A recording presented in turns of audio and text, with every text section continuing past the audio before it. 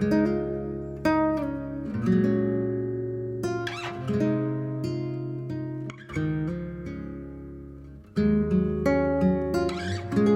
though we still have plenty of winter weather, more and more days are starting to feel like spring, which just gives me a pep in my step. I cannot wait until flowers are blooming outside. There are fresh things to get from the garden or farmer's market. We can walk outside barefoot without a coat. I am just looking forward to it so much. I want you to join me today. I'm just going to do some springtime homemaking around our farmhouse and talk about how this is a bit of a season of waiting and learning how to be content in those times and with that perspective. I really need to organize this pantry. We'll see if I get to that today. First, I need to get something going for lunchtime. I usually start this in the morning after I put Victor down for his morning nap. The kids do lessons either independently or with Luke or a combination of the two. I usually have toddlers and babies at my feet that aren't seen in these videos. I get asked that a lot, like, where are your toddlers when you're cooking? Well, they're here. They're just silenced. And that is why a lot of these videos, a large majority of them, are silent for that reason. Today, I'm going to first mix up something that we will use likely tomorrow, just because with sourdough, that's the nature of the amount of time that it takes. I always tell people with sourdough, don't worry so much about the timing, just get it started, and where that it ends up being done will work. You can find a way to use any sourdough baked good. And if the timing is overwhelming you or stressing you out, or you're thinking, okay, if it's winter, it'll take longer. If it's summer, it'll take less time. How do I plan for that? I just kind of see where it falls. I have a pretty good gauge at this point because I'm so used to using my sourdough starter and making sourdough that I usually know the time that it's going to take. And I have good ways of accelerating the process if I need it done sooner. But today I'm just going to get some whole wheat sourdough honey rolls going, and I think that these will be lovely for tomorrow. I have some other things that I can make today, so I won't need to put it in an extra warm spot to rush that process along. We'll just let them do a nice slow ferment. I'll do some stretch and folds throughout the morning. Since we eat most of our meals from scratch and from home, we can always use what I get started. I picked up some flowers today. Now, I did not think that they were the most beautiful flowers in the world, but I just needed something fresh, and these definitely did the trick. With some flower arranging, I think that they'll be even more beautiful. Now, I picked up a couple of faux stems as well as a couple of real bundles. I also grabbed some fresh parsley and cilantro, got those in water. I will use those to add some greenery and also just to leave in the jars and pluck fresh herbs throughout this next week, just to give my dishes a more springy, fresh flavor. I'm trying to make these arrangements a bit more beautiful by grouping like colors together. So I stuck with a pink theme in the first vase. I did a couple of pink tulips as well as these pink fresh flowers. And then I'm doing white and yellow in the other jar, as well as adding in some greenery. I originally put the yellow carnations in with the pink flowers. I thought that they looked kind of nice with the yellow centers, but then I ultimately opted to throw them in here with the other yellow flowers and the white tulips. I pull the tulips sort of out of the sides, and since they're faux, I can really bend the stems to make them spring out and give the arrangement a bit of a more interesting shape.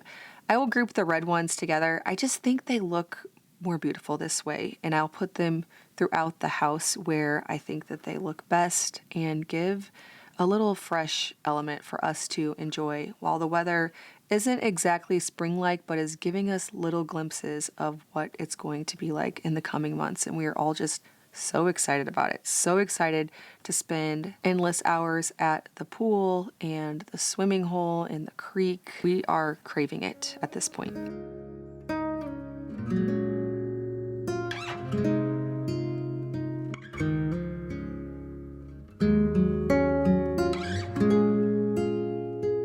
One way that I source quality organic ingredients for my pantry during springtime and really any time of year is with Thrive Market. Thrive Market is an online membership-based grocery store where you can get items that if you live in a rural area like me, that you may not even be able to find locally. And if you can, it's likely for a much better price on Thrive Market. Things like the sourdough pasta that I just found on there sort of recently. I've been buying it up like crazy, stocking my pantry for a super quick weeknight meal when I have zero plans but a little bit of meat thawed out. Toss that with some organic pasta sauce from Thrive Market and these noodles with a short list of great ingredients. I can make a healthy meal so quick. Also, I get things like bulk baking ingredients, cocoa powder, sugar, einkorn flour, even vanilla, baking powder, baking soda, spices. There are so many things that I repeatedly get on Thrive Market. I love that on their website you can sort by dietary preference. So if you are paleo, dairy-free, gluten-free, you can make it to where you only see those options so that you can get the chore of sourcing great ingredients for your kitchen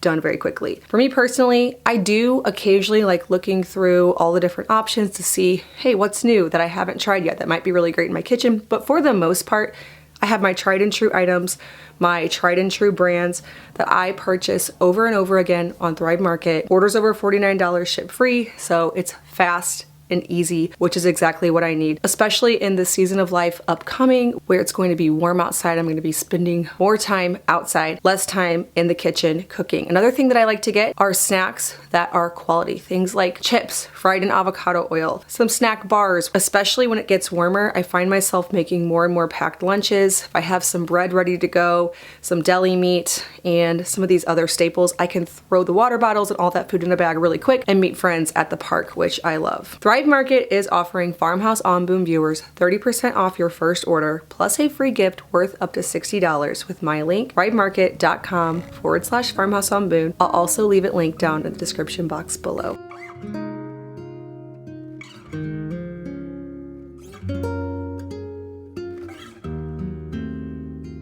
Members of my family definitely noticed this subtle change and appreciated the freshness. It's such a simple way to really make a big impact. I don't know why I don't do it more often, or at least with the herbs that we're eating, put them in pretty vases and enjoy them around the house.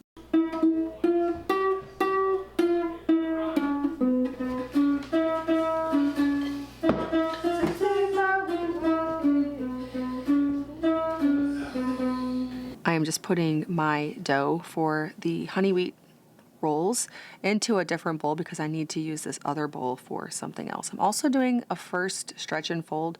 You'll notice the dough is very shaggy. It's not developed. The gluten is not stretchy yet, but it will become that way throughout the day as I just do stretch and folds as I think about it. I had a couple of pounds of sausage all thawed out, so I decided that I was going to make some meatballs. I also had some whole grain sourdough breadcrumbs already made that I kind of needed to use up just at the end of the week when we have little scraps of different types of bread. I will toast them and blend them, and I love to use them in things like meatloaf or pastas or meatballs. I also added some Parmesan cheese, some eggs, and garlic. I decided today that I wanted to do something different than just pasta with meatballs, which is what we would usually do. So I opted for a sheet pan dinner. So I'm going to do meatballs, Brussels sprouts, onions, potatoes. Ideally, this would all go on one big sheet pan, but I realized pretty quickly that for the amount of food I was making, it'd fit on two. But to serve it, I'll throw it all together on one sheet pan, put it on the table, put out some sauerkraut and some avocados, all those fresh things, and top it with parsley. We'll throw a little ketchup on the table too for anybody who wants to dip their potatoes and meatballs in ketchup. I know I sure enjoy that as well. I must say, life feels a lot different when you are in a season of waiting. So right now, as many of you know, we are working on building our new house, building out a new farm, and we are temporarily living in this beautiful old Victorian in town, which it's lovely. It provides very nicely for our family, especially lately as it's getting warmer. We've been enjoying a few meals outside, and it's set up out there for our large family a lot better than it is inside, because when you are in a temporary situation, there's just certain things that aren't practical. Like there are certain ways I would make this home suit us a lot better if I knew that we were going to be here 2 years, 3 years, 4 years, 5 years. There are certain things we would modify and change, but because it's short term and we are putting all of our efforts into designing and planning and sourcing, and I'm constantly behind the scenes thinking about what door is going here, what cabinet's going here. There's decisions that I haven't even considered are going to be decisions yet that I'll be facing this year.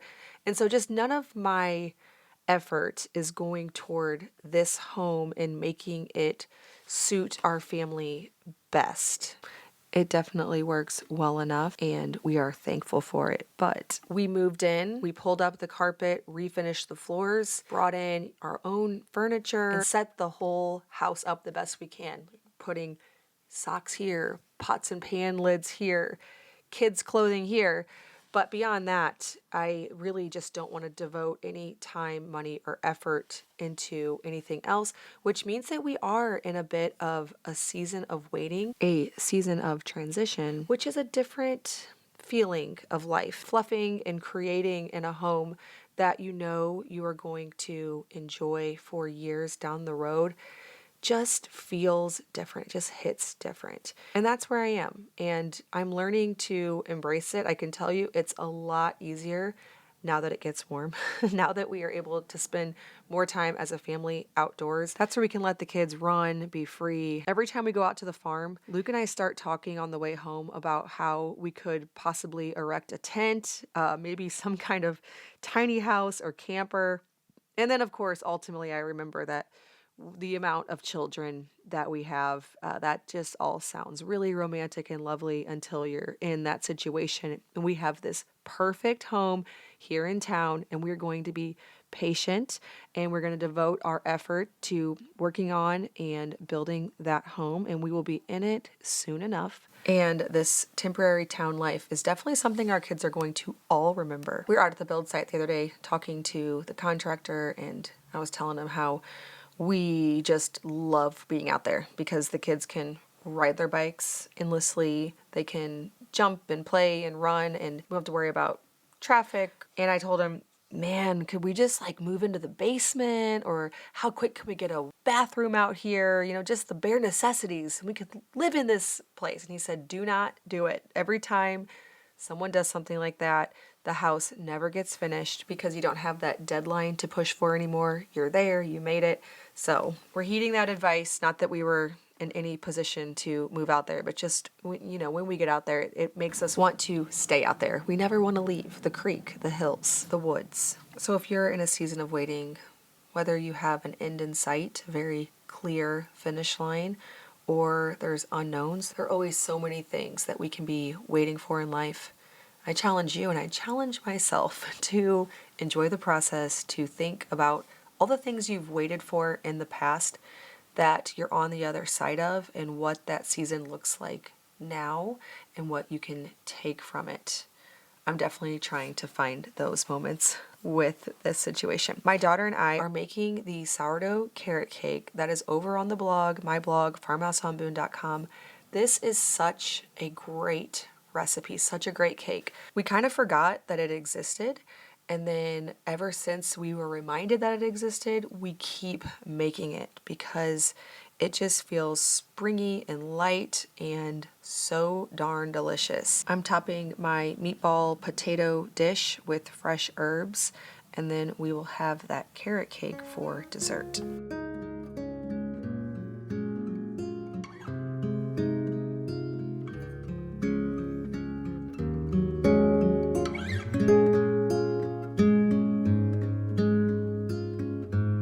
We topped it with shredded carrots and pecans. We've made this into cupcakes, which also taste really great. It has a cream cheese frosting. We made ours here with freshly milled soft white wheat berries. When doing that, I always add a 1/4 cup more per cup the recipe calls for. You should definitely add this to your spring table.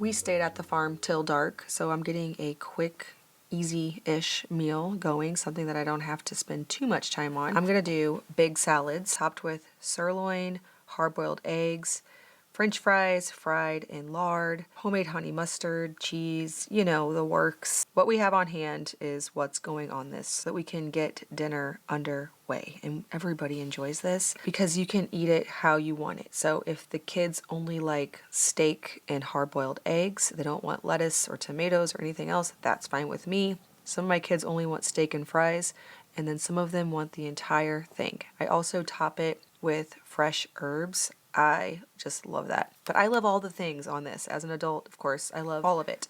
For my homemade honey mustard, which is my go-to dressing, by the way, just because it's so fast and easy and everybody likes it. It's an easy to like thing. I already had some made up today, so I'm not gonna make any more here today, but it's simple. I just put an egg in the jar, add a little bit of lemon juice and salt, and top it with avocado oil. Use the immersion blender to emulsify that, making it sort of like a homemade mayo. And then I add equal parts honey and mayo, and then about half a part, if you will, of mustard, and then more lemon juice, if you have it, and salt to taste. Mix it up in a jar. It tastes great to dip chicken in. It tastes great on salads. It is definitely my go-to. Now, the dough I mixed up earlier today, I'm just going to let that sit out overnight, and in the morning, I will make it into buns. I will divide them, shape them, let them rise a bit more. This will be the perfect buns for burgers. We love to make something called butter burgers. I don't know if you ever heard of these, but you add lots of butter to a burger. So yeah, lots of fat. We've already got the burger meat, and then we're gonna add butter to it and cheese on these whole grain buns. Since I already have the lard in the pot from last night, I never even put it away.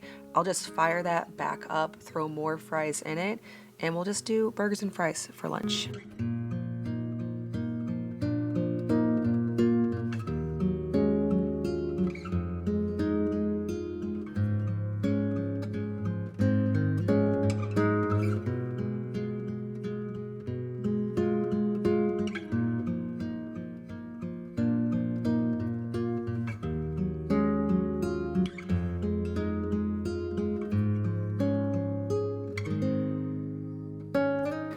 This winter was kind of a rough one, but here in Missouri, we turned a quick corner and we are enjoying sort of an early onset of spring. It has just lifted everyone's moods. We are all feeling so much better about life, and I hope that is the same for you. Thank you so much for watching today.